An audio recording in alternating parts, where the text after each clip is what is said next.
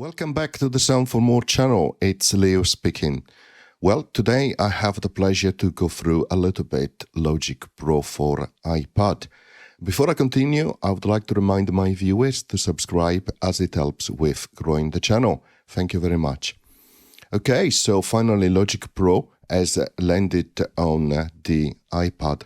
I've just launched it. As you can see, I'm using an iPad Pro M1. So as you launch it, and you have this familiar view as you have in other applications where you can create your project based on the folders that you have selected. So let's click on the Create Project. You are presented with this screen where you can select new empty project, which can be based on tracks, live loops. Here you have these new project settings. So if you click on it, you can set the tempo, the time signature, and it's quite nice because you have this type of interface when you want to actually enter numbers. So that is quite nice, like this, right? And if you click up here, you also have this rotatory control. You click and hold and move up and down, and you can change that, which is quite nice. And it works really well, particularly on touch, as I'm going to try now. See, it's worked quite well. Of course, you can type in the number there. You can go up and down here. And then this one is a little bit more like a calculator view. Okay. So let's click done here. And of course, you can change the key signature, major, minor, and also the key here. Really nice. The sample rate here as well. Again, 48, 88, and up to 96 kilohertz. Okay. Then down here you have this section for Learn and Explore. If you click on See Whole, you see different type of lessons that you can go through in your own leisure, plus some of my tutorials as well, hopefully. Click Cancel. Let's scroll down. You have featured sound packs. Let's click on See Whole. And here is where you see all different packs. Based by artist, you see the instrument packs, drummer's kit, and also the essential here for compatibility packs, so which I recommend you download. I just downloaded the first two because I was a little bit constrained on storage space. You have an option here which says Manage Packs. Click on it, and this is where you see all the packs, and it allows you, for example, to see the packs which are available, the one which are installed. Here you can click on Edit and remove the one which are installed. Of course, you can click on Get to get some of the additional packs. Of course, you can click also on a pack itself, like so. You can have a preview and get the pack as well. You can have all the information you need here. Particular of interest is the storage space, of course, the number of loops here, the instruments, etc., etc.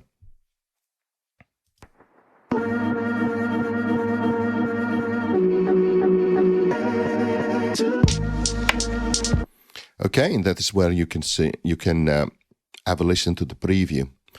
Okay, and then of course you can search here. Really nice. And then of course when you finish, click Done. And that is the featured sound packs. And then here you have a live loops grid, and you have an example here. So if you click on this one, it will load that example. It's going to create a project based on that example. And this is the view for that live loops. Okay.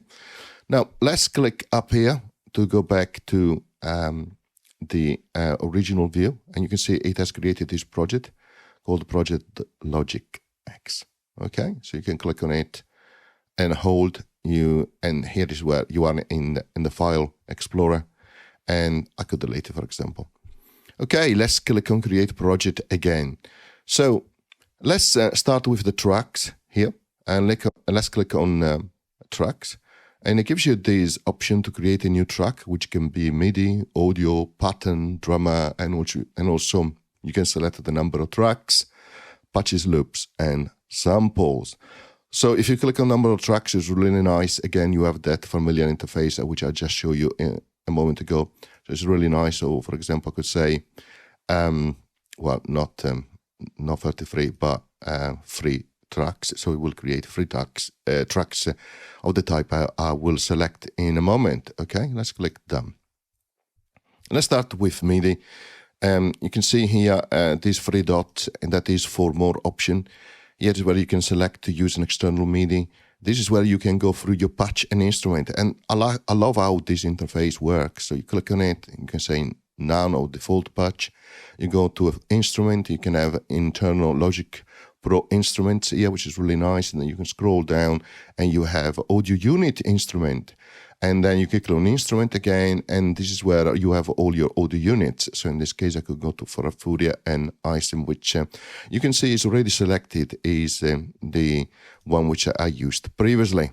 You can say open the browser for me, because that is what I want to do, but you don't have to. And of course, you can also select the type of use that you want on the browser, so presets or loops, okay?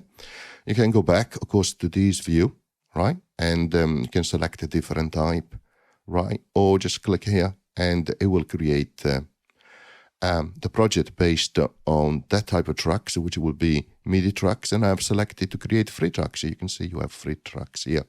And the third one is selected because you can see here with this lighter gray, okay? So let's go through a little bit the interface. So up here on the left, and you can go back. And I just showed that a moment ago. You have the project that selects, you click on it. This is where you can export the project itself. So click export. You can give it a name. You can select to export the entire project length. You can have it compressed or uncompressed. You can export all the selected tracks as individual audio files, which is really nice. And then here you have some option for processing. Like the tail, if you want normalization on or no, if you want to include Master Effects plugins, okay? Let's go back, and of course you click share when you are done. It tells you at the bottom the required space and also the time, which really handy. Click cancel. Next thing, you have the transport control, right? So to go back at the beginning, play, record, and for your loop, okay? Then here you have the position of, information about the position of the playheads here on these tracks view or tracks area. Of course, you can click on it and again change it, and it says position and bit, but it uses the same interface that I showed a moment ago. Click again here. If you want to expand this, you can do plus minus 10 times 2 divided 2, so really handy to use. You can go to the tempo, do the same. You can see it uses the same interface, but adjusted it to the type of control you selected, right?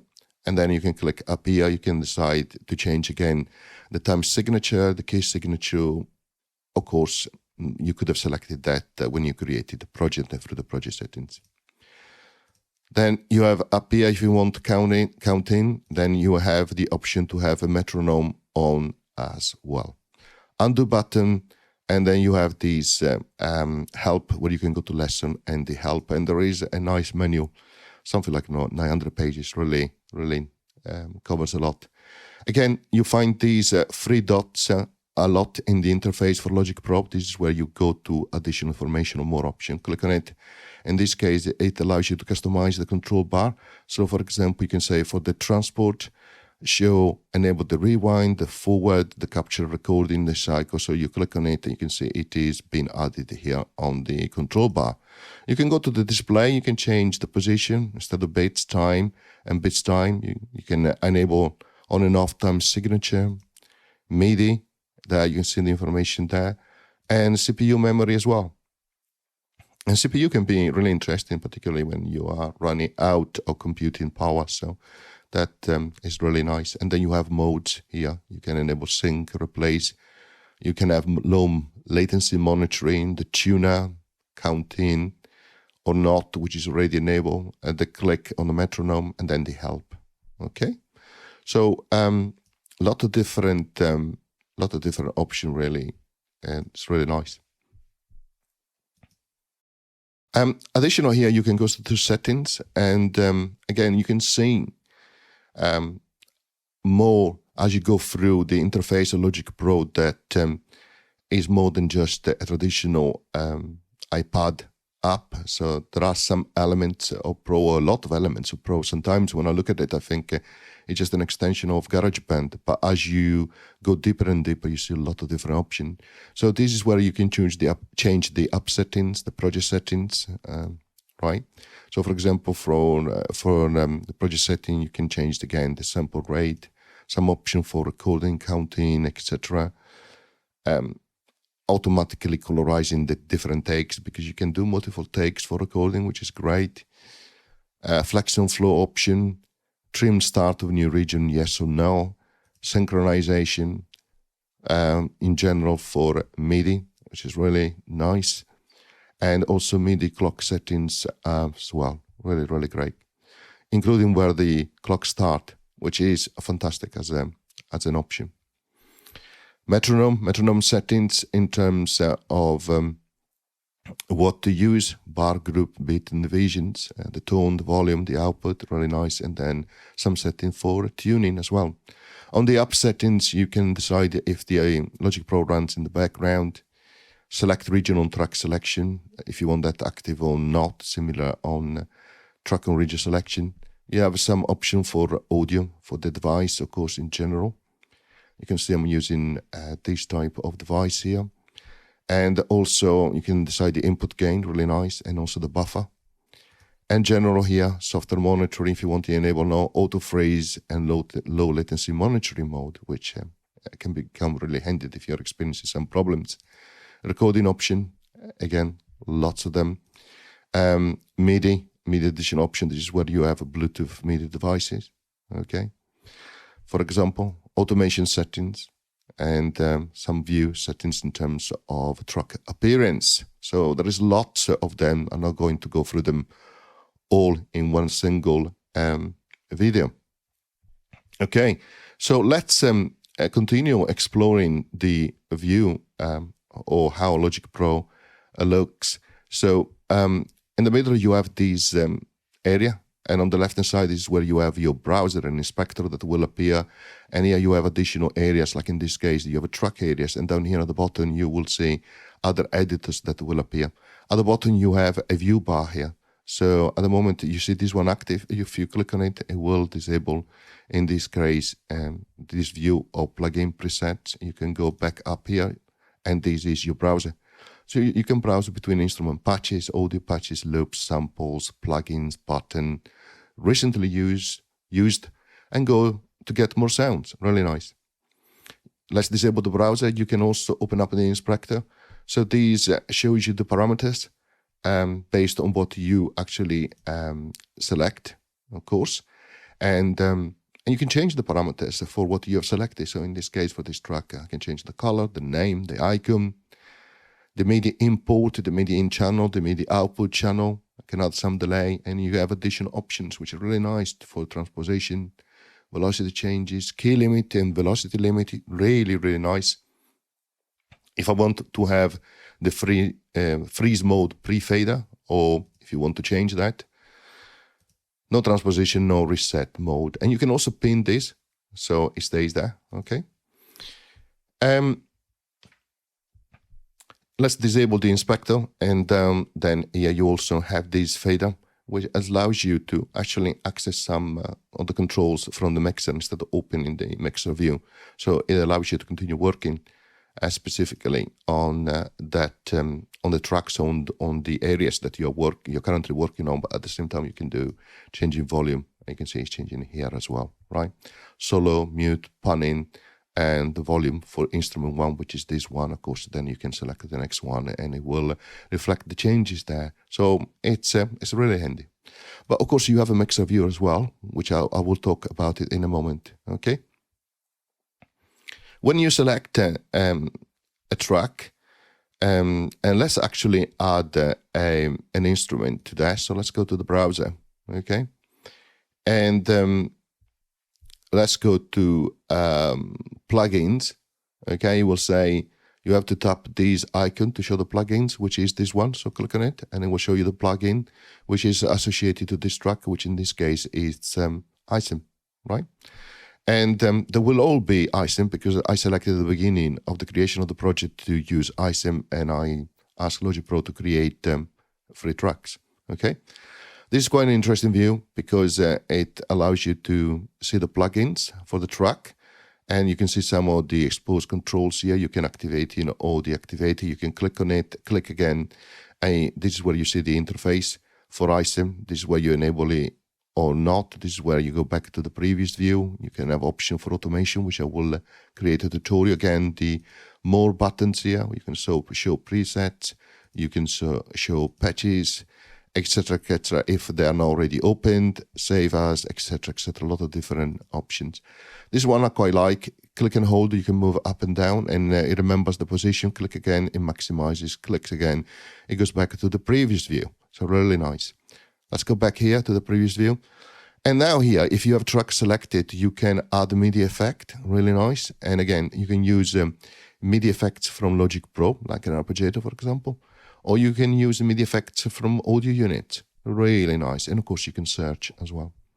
You can also add audio effects. Again, you can search for them, use some recent one included from Logic Pro, and the one, of course, include you available based on your audio units that you have installed on your iPad. Okay?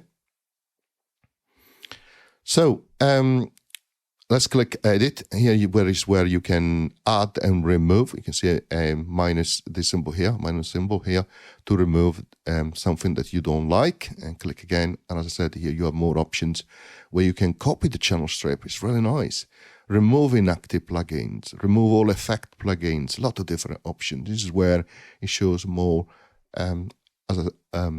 being a pro application. You can go to the send view and you can create a new bus, okay, and click on that and it will create a new bus, and you have levels here. And you can still add them, of course, audio effects as well. And that is your output, stereo output, and again, you can add effects, okay? So hopefully that is self-explanatory, but this is just the first video to introduce you to it. So you click again to make it disappear. Now, if you click on this symbol here, click again, and this is where you go inside the editing, which is your editor area, which in this case, it's piano roll, because it is a MIDI track, of course. But that will change this editor will change based on what type of track you have selected. So it could be an audio track, for example, etc., etc.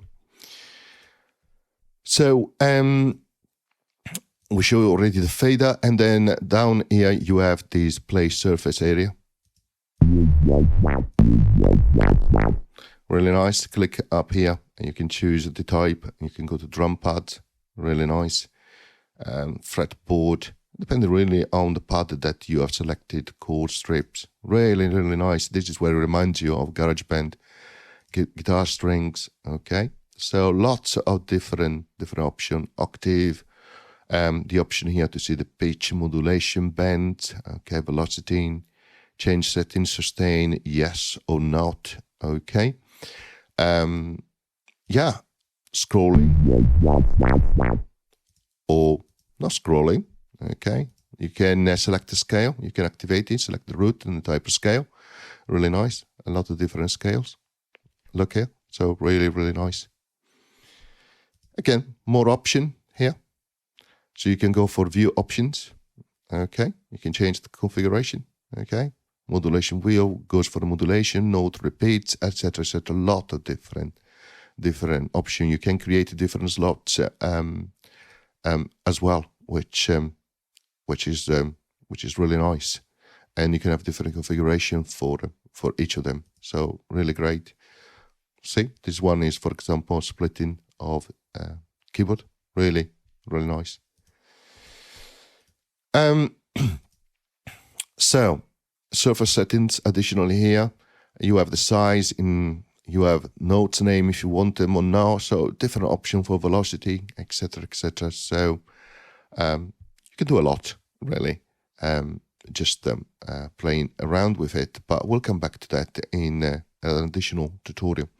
So this is the tracks area. Okay, you have different tracks here. You can activate them just clicking on them. You have mute, solo, record, enable or arm for recording, the volume, of course, there, and then you can click here. You can rename, duplicate, create some in a folder stack, show the patches. Click on that, it will show you the patching on the left hand side. Really nice. And here you can search for patches, and then you can click here. You have this really nice view for all the different categories or additional filters which you can expand. Really nice. I love that. But you can go through subcategories here, and then of course change each one here. And if you have this active, it will change it straight away. If you deactivate this button, it will not change it. Here you can also change the preview volume.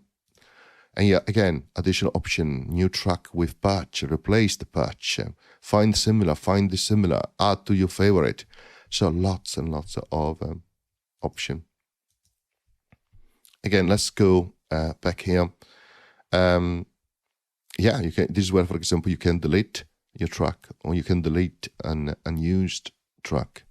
So it works really nicely. You click and somewhere here on the track, and you have option is not about clicking and holding. So you just click on it. In this case, you see the options that are available, including duplication of the track. And you have a more button here as well, when you can add track, the auxiliary track, you can show output track. There it is. Okay. And you can also customize, for example, your track header. You can say which buttons you want to have visible. So you say, I want to have the freeze button, and it will be now available there in the track header. Really nice. I want to have the input monitoring. Okay. Track colors, show volume, etc. So if you want to gain space, just click on that, and it will remove that. You can click here somewhere and hold, move to the left to gain more space, to close or collapse this particular area, which shows you the track headers. Okay, you can click on the plus sign, and this is where it gives you back that menu we saw earlier, where you can create an additional track, which can be MIDI, audio, pattern, drummer, etc., etc. This is where you go to global track settings, and it's really nice because you can work with markers, and so you can mark different areas on your DAW. You can do you can do tempo changes or track tempo. So really nice. You can edit, you can move each one of them. Here is where you can add a marker. Really nice, right? And of course you can change and trim the particular area. And you can also start to add here. This is where I have the pencil selected, or you can simply move, right? Like so. Really nice.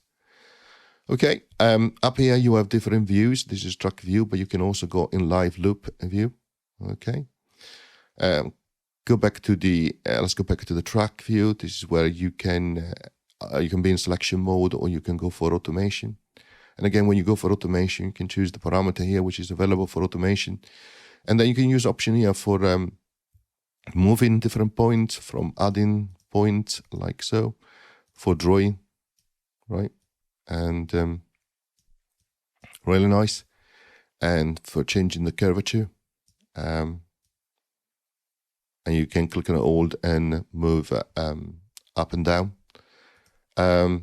Let's just select the volume actually, which works a little bit better with volume. Again, let's do some points like so.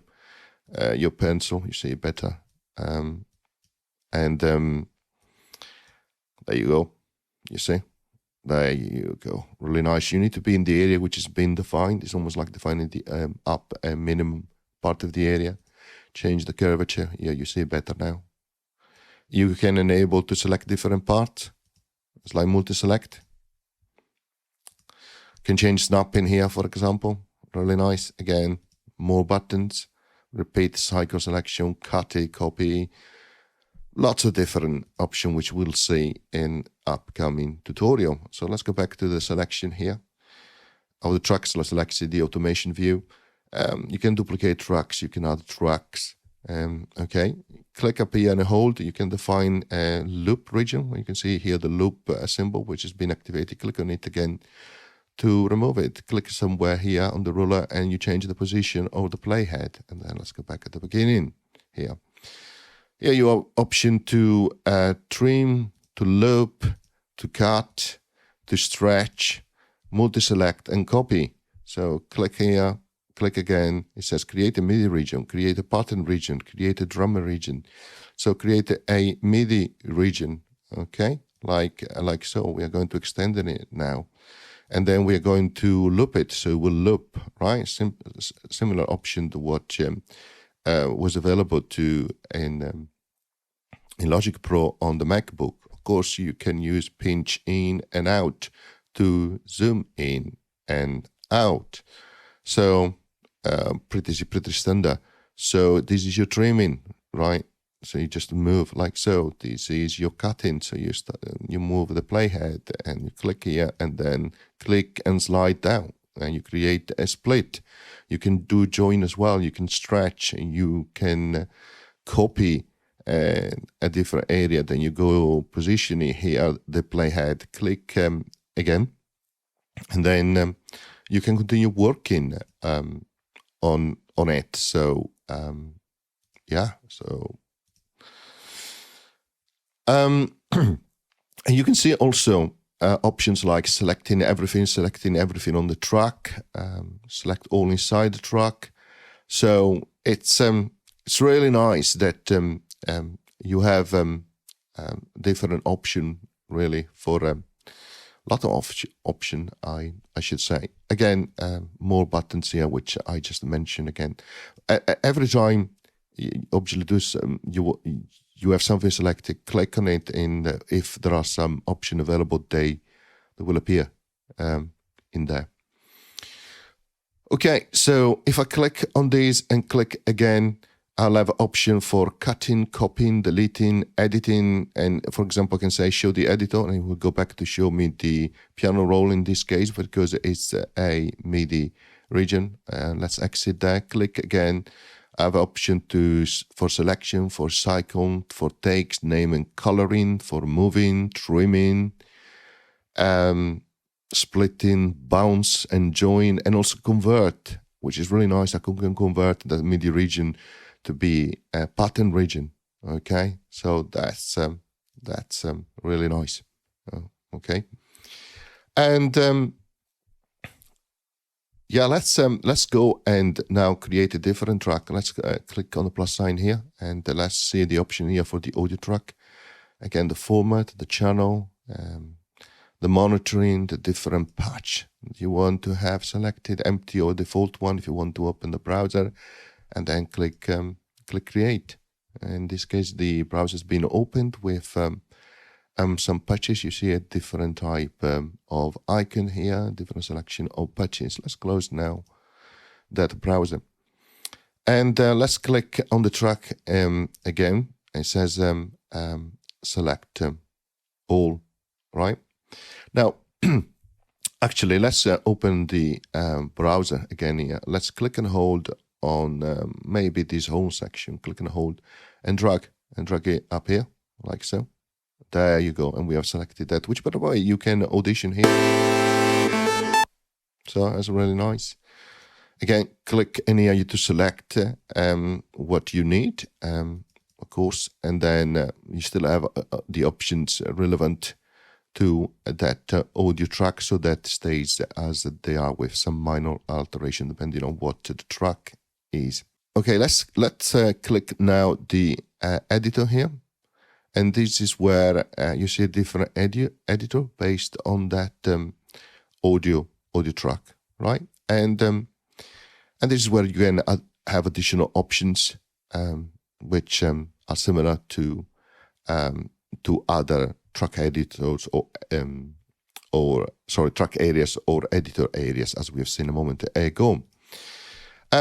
Let's try to that for recording. Click recording here.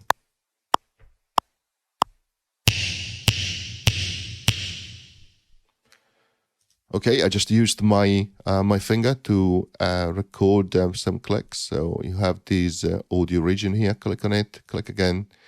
Again, similar options that you've seen before. But now what you can also do, go to the editor when you have that selected. And here you have your audio editor. Really, really nice.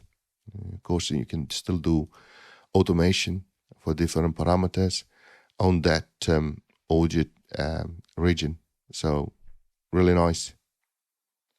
and you can pinch in, pinch out as you would expect. Okay, now let's click on the plus sign again, and let's this time create a pattern. Let's go through the option again. Very similar option. Let's click create. And that is your pattern area. And this is quite nice because it's a step editor. So you have a lot of different options here to create your different steps. Right? Really nice. You can see it's been added here in this pattern area. Let's move it here.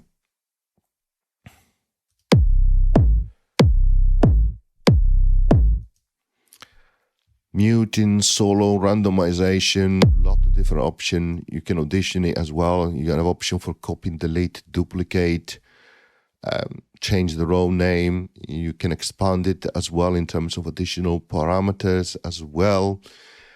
Change the key, the scale, the length. You can have it on and off. You can change the velocity here, the gating, the tie. You can tie different steps. You can change the notes, the octaves. So, lots on. I will do a dedicated tutorial for this. Okay, let's go back here to the creation of the track, and you can create also a drummer track. Again, you can select here the external MIDI if you want to use that, the drummer range, genre, and click on create. And there it is. Again, very familiar interface with GarageBand.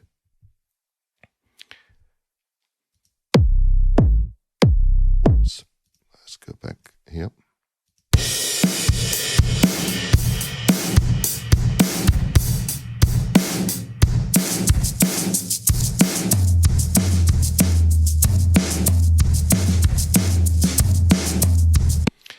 See, lots of different options, changing the preset, auto automation, move from the main and details view.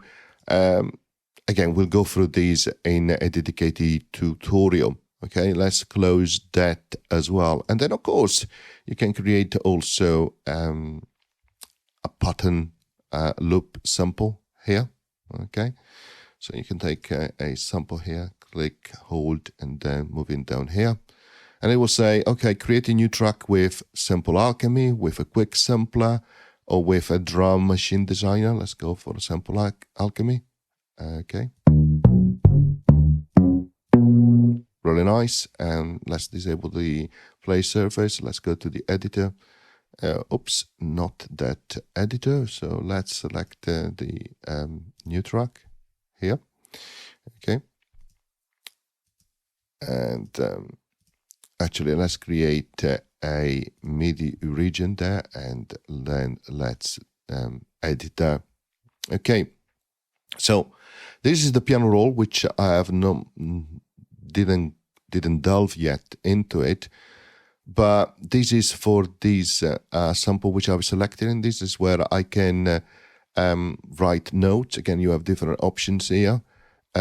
Based on what you have selected up here. At the moment, I'm not in editing mode, so I can click here on the pencil and I can add notes.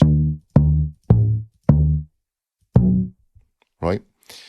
I can have the brush, velocity settings, selection settings, knopping, more options as well, etc. So again, really nice. This is your piano roll view for what you have selected. Okay. So let's move on. So you have also a mixer view here. Let's gain a little bit more space, like so. And let's click up here to maximize this view. This is quite nice. You can move from this mixed view or also from a setup view where, for example, you can add plugins. You can add MIDI effects, etc., etc. Up here, you can define send and bass channel and so on. And of course, you can go back to this mixer view. And then, of course, you have the selection here for traditional selection, really, for your mixer, and for recording, muting, soloing, etc., etc. Of course, you can expand also each track in terms of additional parameter. Your master track here as well. So it's actually full full of feature, as you can see, and there is really a lot. One of the things here I also like is adding different parts to your pattern area. It's really nice actually. What you can do here, and it has the ability also to bring in also predefined pattern as well, which is really nice.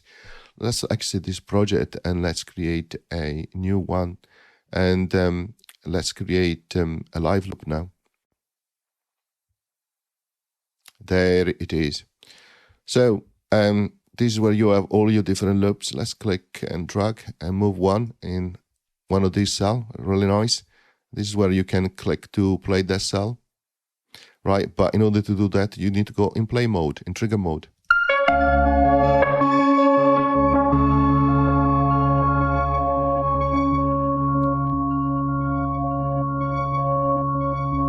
Again, here is where you have selection for muting solo and for recording, etc, etc. Click on it and then you find a different option for it. You can add, you can duplicate, you can go to additional options here. Quantization here, really nice. Let's stop actually the playing here. This is your track selector. This is where you enable the playing of the scene or different columns. So it's really nice. And again, when you have a loop selected, really, you can also go on the editor itself and it shows you the composition of that. Really nice. Really love this. Again, you can continue your work here. And as I mentioned, I will be creating a full tutorial for these as well. Yeah, and then click again and you can continue adding. Of course, you have a queue view as well, so you can decide what you have on queue here. You can record, you can do editing here as well. So I'm going to stop here for this introduction. I hope you enjoy. I hope this is giving you a bit of a taste of what the Logic Pro looks like. And see you next time. Bye.